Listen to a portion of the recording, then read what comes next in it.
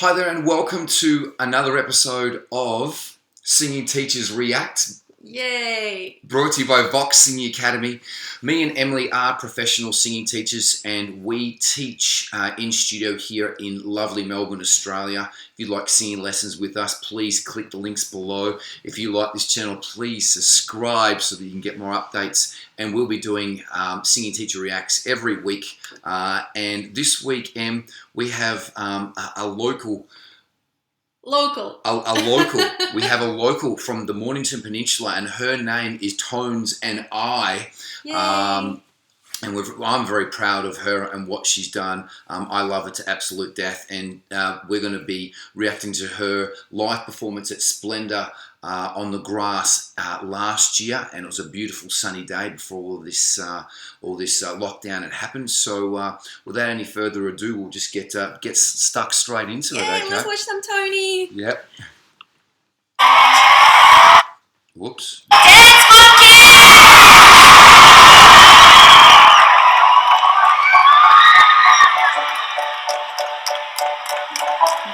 Mixed feelings right now. Right there. They say, oh my God, I see the way you shine. Take your hands, my dear, and bless them both in mine. You know you stop me there while I was passing by. And now I'm back to see you dance just one more time. Ooh, I see you every time. And oh my life, I like your style. You know, the energy's great. She's vibing on the crowd. Just natural, just being herself. You know, I love what she does. I really do, and I know that you have mixed opinions about her. I think that she's great. She's very relaxed. She's being herself. She's got a great belt, but then also goes in and out of falsetto amazing. I know she bends her pronunciation a little bit to get that dame. Okay, let's get it out there about the mixed feelings. I greatly admire Tony as a musician, and she's an incredible professional. She was training and working so hard, like traveling up the coast in her van at one point to Basque. So she's not a fabricated artist. Whatever she does herself. She self-produces. And I have a great admiration for that. What I don't have great admiration for is the tone that she's using in songs. When she speaks, she sounds totally different.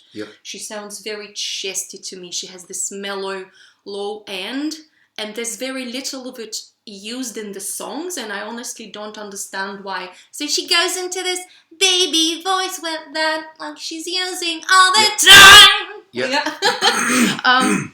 Yeah, so that's the only thing that kind of throws me off. She's fantastic. Songwriting, meaningful songs, beautiful harmonies. Mouth placements right now, this mouth placement is incredible. Chin drop, very good. She controls her larynx, the root of her tongue, so she's not pushing anything up at all. She's not trying to push the sound up and out. She just lets it come out, opening up the free space. And a lot of this movement and rocking, it actually, I feel like it really helps with breath control, with power, with dynamics. So every time she goes for a higher note, she kind of cracks down on it. It's 100% happening there in the chorus. So her movement there, and it's a big tip for everyone, you know, ooh, ah, you know, she, see, and then she's going for it, really helps her out to get that there. Definitely, she does like to sing up in her soft palate and her hard palate. If you don't know where that is, guys, just put your finger to the roof of your mouth. Hard palate, as you run your finger back, goes to your soft palate. She lifts her sounds up. Look, a lot of people do that. Justin Bieber, the guy from Maroon 5 as well too. So, you know, definitely she has got that. I think she's really got that big smile there. Though I have seen her when she's been busking years ago, and she has always been doing this. It's not something that she's just put this on lately. She has been singing like this probably her whole career. And I like what she does. I think it sounds different. pardon me, got a lot of allergies today, and I think it's, I really like what she does. The only one thing that's a little bit of a drawback with her tone is listening to a whole album of that gets a little bit repetitive, and it's like, well, so that's the only thing I can see with longevity. If she's releasing a couple of albums and continually using this one tone, I feel like this is one of the appeals of her voice, though. So it's just a purely taste thing. A lot of people like that. For sure. It appealed to me. I love the way she flips in and out of falsetto. Her diaphragmatic control is exceptional. Through this clip, we had a quick look. Oh, I had a quick look at it. You haven't looked at it. I had a quick look at it as we went. But she's jumping around, and she's not getting a lot of movement in her voice. Mm-hmm. So you can tell that she has practiced this a lot, or performed this a lot, doing the same movements to have such good vocal control with her jumping around. Because normally we'd get the like that, but her vocal control is exceptional. So her diaphragm's working very well. Mm-hmm. I'd be saying she's got amazing diaphragmatic control and support, even though we can't see it. We are going to be doing a Queen song in the future, and we're going to see Freddie Mercury's diaphragm working because he's wearing a very tight top. But I think it's exceptional. Her mouth's working well, vibing off the crowd. We'll keep it going here. We'll just see.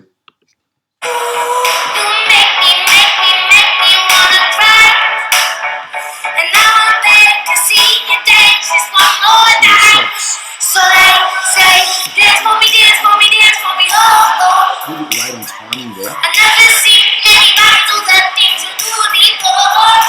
They say, move for me, move for me, move for me, yeah. Mouth placement's exceptional. Mouth placement's really good. Mouth placement's amazing, and she's going like, they say. So she goes to head voice, and then goes out to true voice as well too. So switches and changes there, which is fantastic as well too. Lots of different colours in her voice, in and out of falsetto. Ooh! So I think she's great. She uses a lot of different colours, moving around, putting on a great show. Not easy to put on a show like this as well too. Large stage, one person. Yeah. And you can see that she's very captivating, and she's got the crowd eating out of her hand here. Obviously, it's her last song in her set. She's going to finish with this, so the crowd's vibing and been waiting for the whole set. She's got a full house here, so it's fantastic.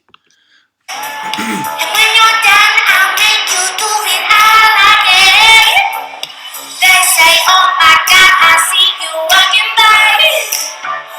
Take my hands, my dear, and look me in my eyes. Just like a monkey, I've been dancing my whole life. And you can see she's just a really great person. You can see that, someone obviously blew her a kiss or something like that, and she went like this. She got kind of shy. She sort of nearly went in herself there as well too. So just what you see is what you get with this girl, and this is what I like is just there's nothing fake about this girl, and I've seen her busking. I've seen videos of her busking a couple of years ago, and she's wearing all the same clothes, and she's always done exactly what she's done, and she's made a lot of sacrifice, obviously, as a young kid, writing and doing this, and this is really where hard work pays off, and that's what she's achieved success here. So. But you just beg to see me dance just one more time. Ooh, I see you every time. Yep. Ooh, I see you. How she compresses into this top note to get it out. Yeah. Perfect control there as well too. Amazing. Yeah. Perfect control. So good. And then from falsetto to the belt, great mouth placement. Ooh, ah! It's just fantastic what she does there. So from falsetto, a dirty belt into a clean see you, which is using the crying technique. Mm-hmm. Great control. Obviously, she's done this a lot of 1,000 times. 1,000 times. Posture's generally very good as well too. Keeps it relatively straight up. At all.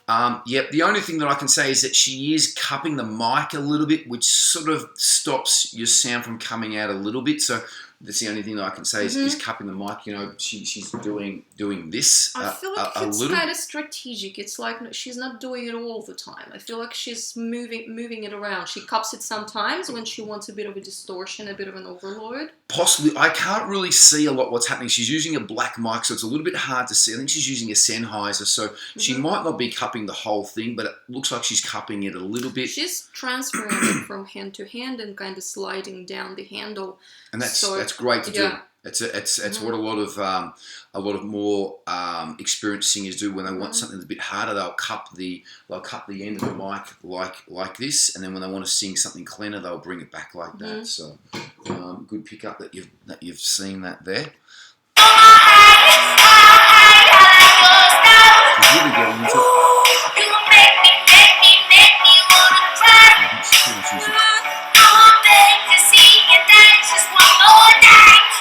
So they say, dance for me, dance for me, dance for me, oh. I've never seen anybody do the things you do before. Again, that head voice, Saaen. So she's going into that head voice and then going back into chest voices as well too. So just great, fantastic. They say, move for me, She's move for me, tapping the mic there pretty close. and when you're done, I'll make you do it all again. They say, dance for me, dance for me, dance for me, oh, oh, oh, oh, oh. Never seen anybody do the things you do before. They say, move for me, move for me, move for me, yeah. We'll just bring that up. Pitching is the number one point everywhere, even live. You can see that she's still putting on a great show, moving around, getting into it, but her pitch is absolutely amazing as well too. So that's the thing. When you're on pitch, nobody's noticing it. Exactly. Right? Exactly. So, exactly. and we I know where you're talked coming about- from. We're talking about everything. The posture, the mouth placement, and we just have mentioned pitch. Yeah, we don't notice it. Yeah, and But when you're off pitch, then people are going to notice it. And people that haven't had singing lessons. I want to bring a number out there. So if you split a semitone, the smallest interval in Western music, into 100 pieces, it's called a cent in music production. It's called 1 cent, 1/100th of a semitone. Untrained human ear, so not a musician, can discern 20 cents difference. So once you're 1/5 of a semitone out, everybody in the grandma will hear it. Professional violin players, for example, cello players, fretless instrumentalists, they notice 5 cents off. I personally notice about like 10, so my hearing is not perfect. But Tony right now, I don't know what kind of processing is there.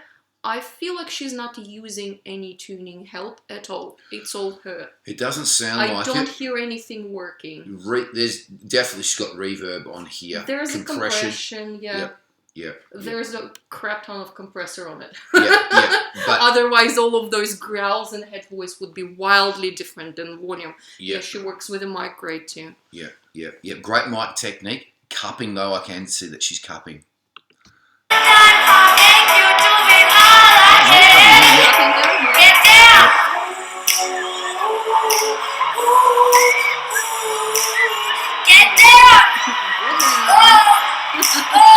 And just with that ooh there, she broke that up into, she used a lot of air, she broke that up into 3 sections because normally it's ooh. On the recording it's 1 because I know I've worked on this song quite a fair bit. But she broke it up into ooh. So she must have been getting a little bit low on air or pushing for a little bit too much air on her falsetto. And this is her break here now, just for her to catch her breath, getting down. She was going down on the floor, literally, and bending, and so obviously the core is distorted, but the pitch was still 100%. Pitch was great. A little bit airy on the falsetto. That's all it was. So she was expelling a little bit too much air on the falsetto, which made her want to breathe more. So.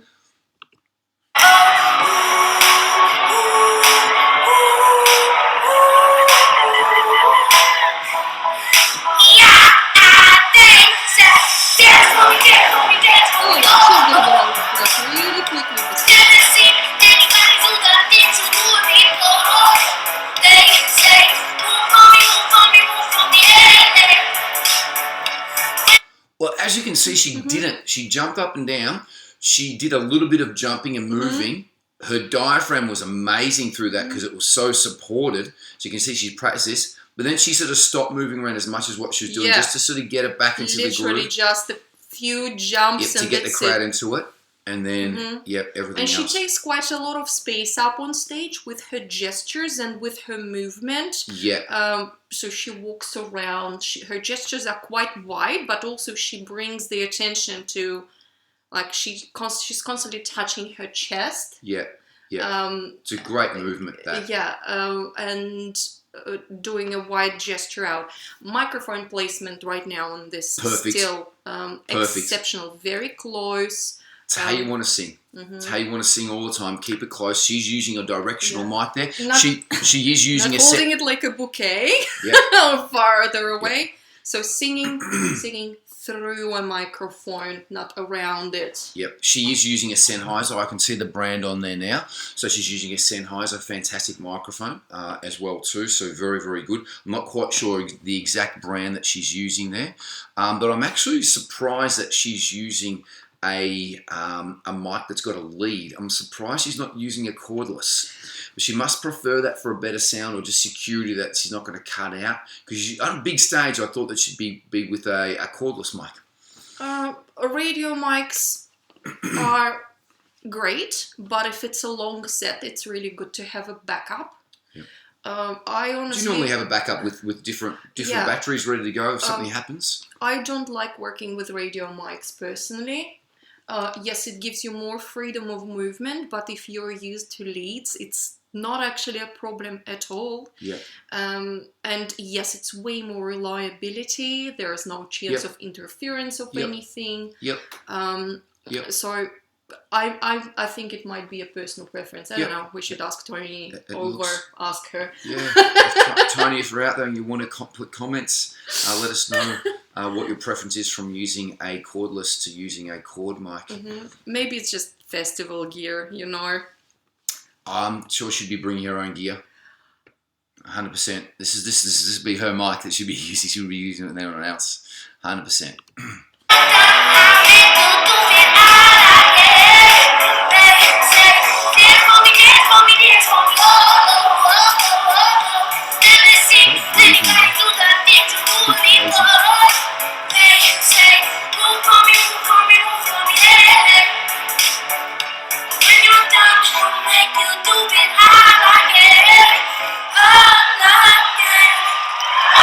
On this last all again, she didn't actually go down enough on the note. There was like one note that was off. Yep, on an entire song. She just left it there. Fantastic performance. She uses a lot more in and out of falsetto on the actual recording. On this one here, she kept it besides that ooh at the start of the chorus, but she does a lot of in and out of falsettos in the verses. And she didn't do it live here. She kept it predominantly in true voice, but amazing performance, great energy, being natural, a great mic technique. If you want to see someone live in action and you want to get some great tips, Tones and I are here. What I also like, it's her usage of growl, of distortion. It was very tasteful. It was those baby R&B growls. Yeah. So that was quite bad. I'm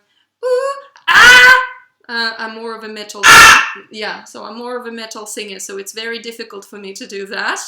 I probably need to learn a few Tony songs. Usage of growls was very juicy. There was a lot of it, but it was not excessive. Some people who start using decoration technique, like a cherry on top, sometimes you can't see cake under all the cherries. Here, I didn't feel like it was put on an excessive and something that she would excessively rely on. So growls were very tastefully done, very tastefully used. Yeah, fantastic. Breathing was really good. Everything was great.